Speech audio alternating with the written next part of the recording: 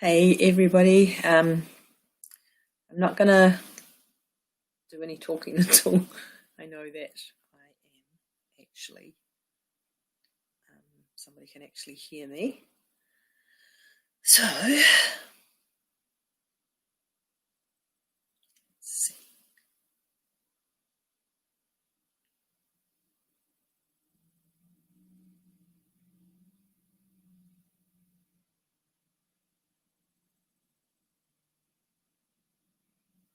Just, okay.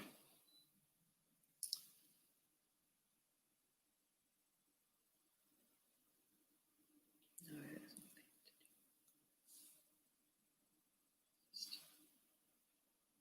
oh no, I forgot to.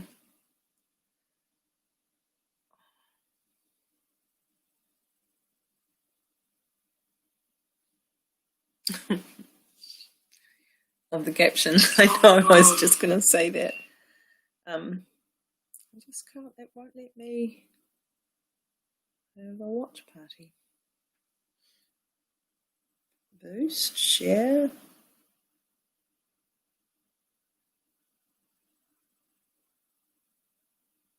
That's weird. It's never done that before. Blimmin' typical.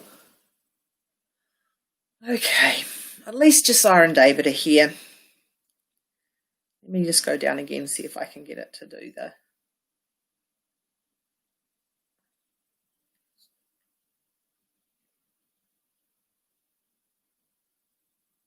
Why won't it let me host a watch party?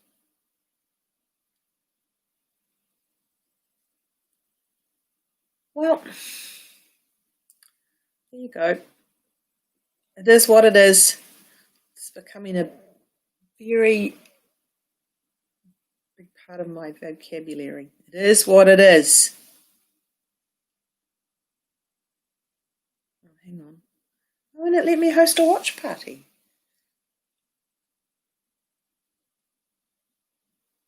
Anybody know?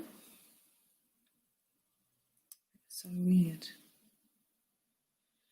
Well, that's okay because, to be honest, I don't even know what to talk about today.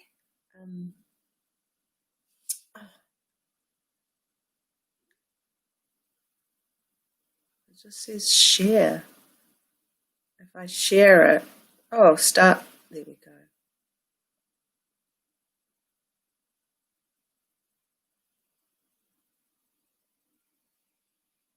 If I share it, oh, start. There we go. Oh, I did it. I can do anything. Yeah. Okay. So I don't really know what to talk about this week because I've had a. To be perfectly honest, I've had a bit of a shit day.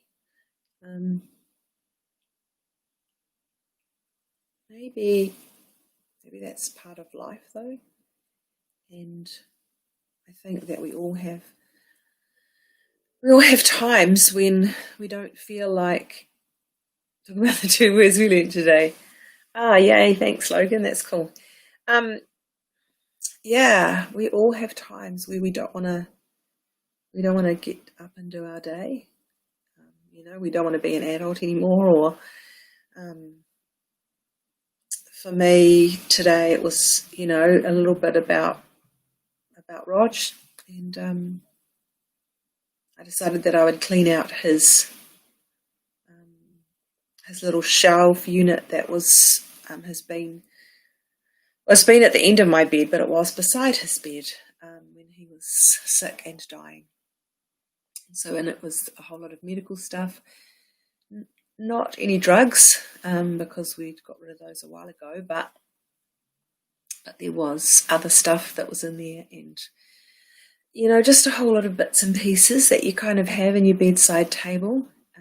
So his license and enough plastic bags to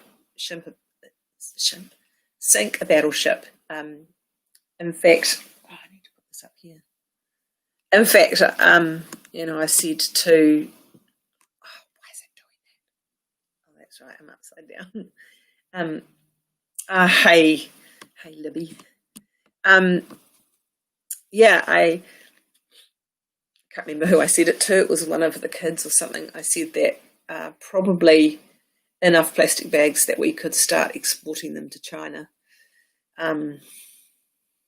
Or, hey, Colin and Kerry, yeah, we could export them to somewhere. I don't know why Rog had such a thing about those clip seal bags. Anyway, he did. So there was a lot of them in there. There was some guitar stuff, and there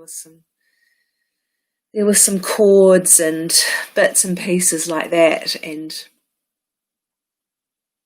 anyway, I woke up and I don't know what it was, but for some reason I saw them, and I decided that I would clean it out. And we're coming up to the 2-year anniversary for Rog, and I cleaned out his clothing drawers probably about 2 months ago, maybe. I just threw it all in the rubbish. And I knew that I needed to do this next set of drawers, or the shelves. But, it's hard. So I jumped up out of bed and went and grabbed a couple of boxes that were sitting in our sunroom, and I literally just picked up everything and dumped it into these 2 boxes, and I closed the boxes. So that's a great way to deal with things, eh? And so often, hey Michelle, so often we do want to do that with stuff that's going on in our lives. We just want to dump it in a box and leave it. We don't want to have to deal with it. Yeah, and I guess, like I say, it's coming up, in a month to Roger's 2-year anniversary, and for me, the lead up is always harder than even necessarily the actual day or afterwards. It's the lead up, and I always feel pretty low anyway. And I've been thinking a lot about grief, and I guess I wanted to do a post on our This Is How We Do It page about grief. Something that happens when someone dies, and for me, I'm talking about losing a spouse, losing a spouse that you've been married to for 33 years, because that has been my experience. And I guess I know a couple of other people who experienced loss like that around the same time as me, who had been married for a long time. There's always that question that goes around when somebody's lost somebody. Are they coping? Or how are they coping? And that's a really hard question. Hey, Suzanne. It's a really hard question now for me, because I don't think you can know how a person is coping, and I think that it doesn't matter what they're doing, it's coping. If you're alive, you're coping. A friend of mine who lost her husband, she cries a lot, and I don't, not in public anyway, and sometimes I think to myself, I wish I could cry like that. And, I think,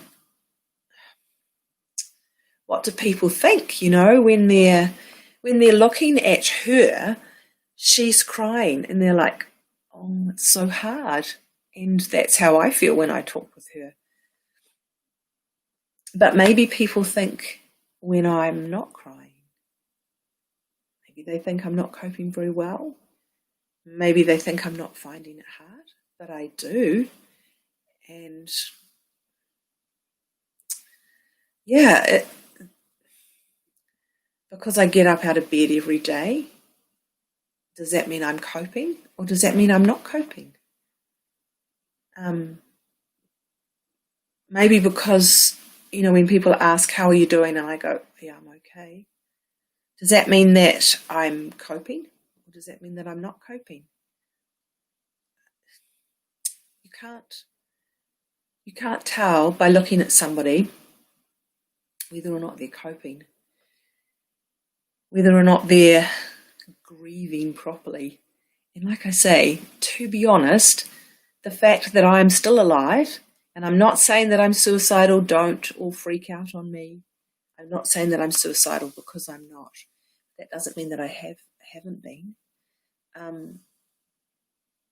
The fact that I'm alive, I think means I'm coping. And, that I have some very dark days, and today I've just felt quite nauseous all day.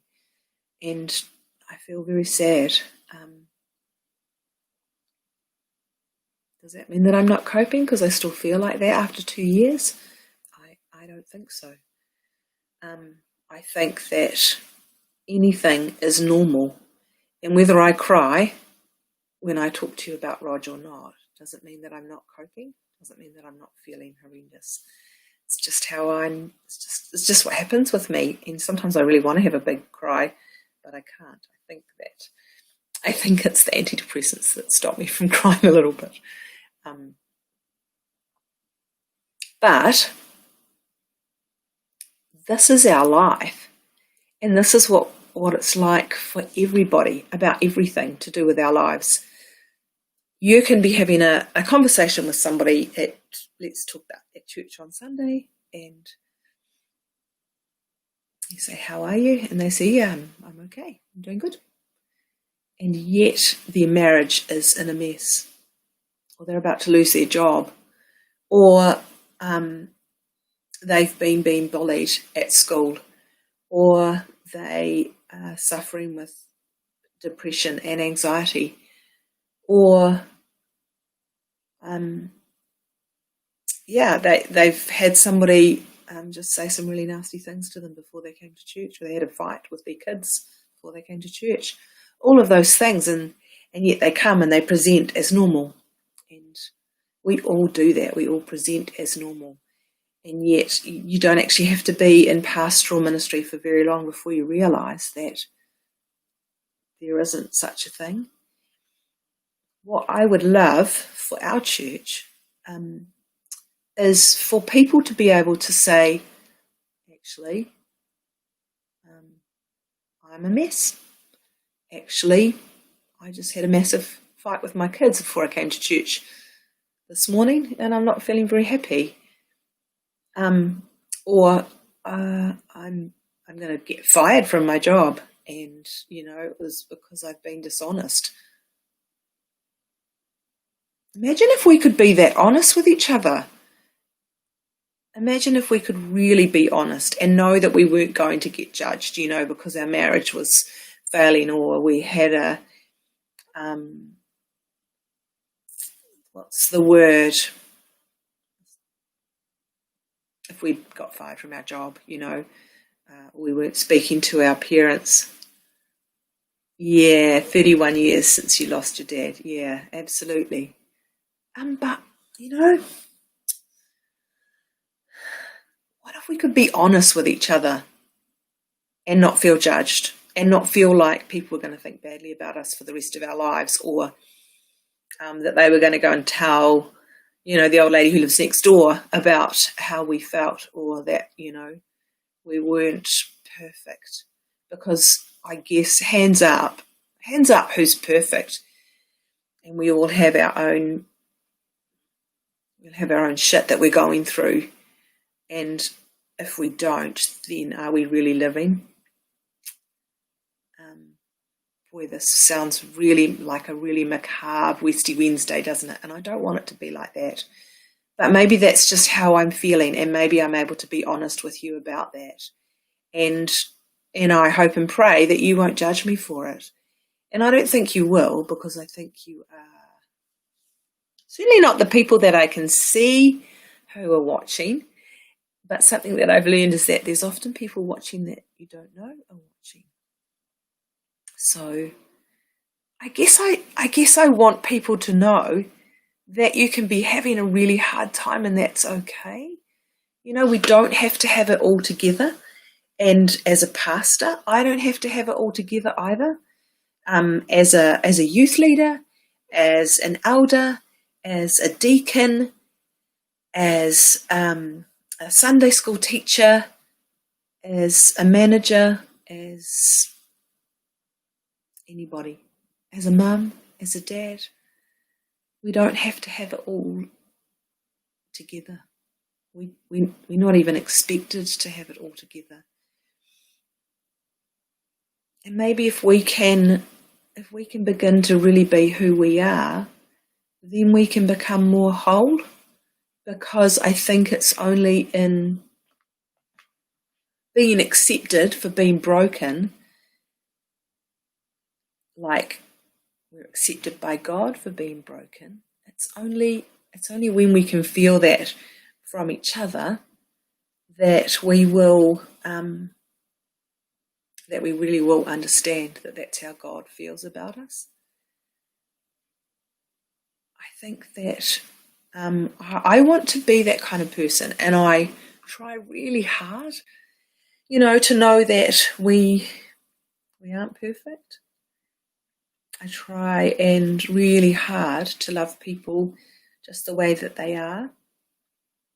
Sometimes that's hard, sometimes it's easy. But I do, and I want to encourage all of us to be doing that. I want to encourage all of us to be really loving and accepting, and I guess loving the unlovable, whoever that might be in your life, because we all have those people in our lives. And I think that our modern way is to say, I'm going to get rid of all the toxic people in my life, and I don't think that's always the right thing. I think our relationships have become throwaway, just like like our phones when they die. We just throw them away, get a new one. Our clothes, if they get a hole in, we don't fix them anymore. We just throw them away. What do you do when you have been struggling for so long that your support network is sick of hearing about it? Yeah, that's hard, Libby. I hear you. I get a new support network, I guess. Sometimes you feel that, again, coming back to my grief about Raj, sometimes I feel like people don't want to hear about it anymore. And so that's probably part of the reason that when they ask me how I am, I just say I'm okay, when I'm often not. So yeah, get a new support work. Support work? It's the evening, and my brain and mouth do not work together in the evenings. That's what I'm blaming it on anyway. Get a new support network, find new friends, and I guess if they really are your support network, talk to them about it. Just say, hey, I feel like you're sick of hearing it, and I've been down in the dumps, or I've been suffering with whatever it is for a long time. Are you all still all right if I talk to you about it? You might be surprised, Libby. They might say, yeah, we are still okay. So, yeah. And, yeah, I just think we have to be a whole lot kinder to each other.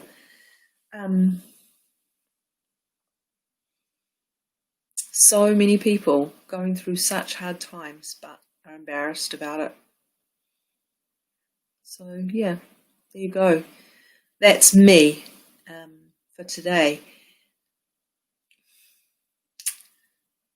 The place that when I feel like this, the best thing for me to do, which I haven't actually done today, but might do after this, is put on some worship music.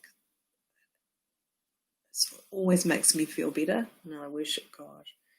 And it's a little bit like exercise. I know that for me, exercise always makes me feel better as well, but I never want to get out there and do it. But once I do, I feel better. So, I know I've said these things before. We've got to look after ourselves, look after our mental health, look after our mental wellness, And so doing those things that make us feel better. So for me, it's worship and it's exercise. I'm not going to go out and exercise now, though. It's freezing cold out there. But I think you're all amazing. And, I just can't say enough how I know. I know we're broken, but that's okay. And we've got to stop. We've got to stop pretending to be whole and to be perfect. Maybe the next time you ask somebody how they are and they say, I'm good, maybe you need to stop and say, really? How are you really? I think maybe that's a better question. How are you really? And that's how we rebuild our support network. Libby. So take care out there. Logan's just said something. Virtual hugs. Thank you, Logan. And right back at you, mate. Take care. Wash your hands. You scan your QR codes.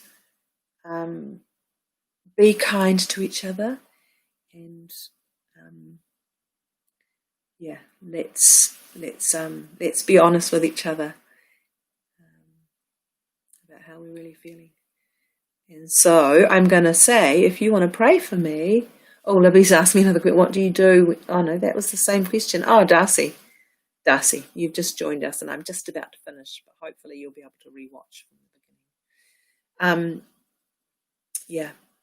So aroha nui, ka kite anō. And I will see you on, if you are local and you want to come, my hand's still jumping around, you want to come to church on Sunday. We do a Kai Sunday on the first Sunday of every month where we get together and have a meal together. And it is a chance for you to be able to have a conversation with somebody that is more than how are you? I'm great. Thank you. How are you? I'm great. So let's do that. Let's do that on Sunday. Let's say, how are you? Somebody says I'm good, then let's ask, are you really? How are you really? There's a couple of people at our church that do that to me. They know. They know that I can't. They know when I'm saying I'm good and I'm not. They can tell by just the way they look. And so those of you who know Pan, she's one of them. So if she's on the door and I'm having a bad day, I might come in the back door, because she always knows. So, and there's a few other people too who are like that. So, but let's ask each other, are you really good?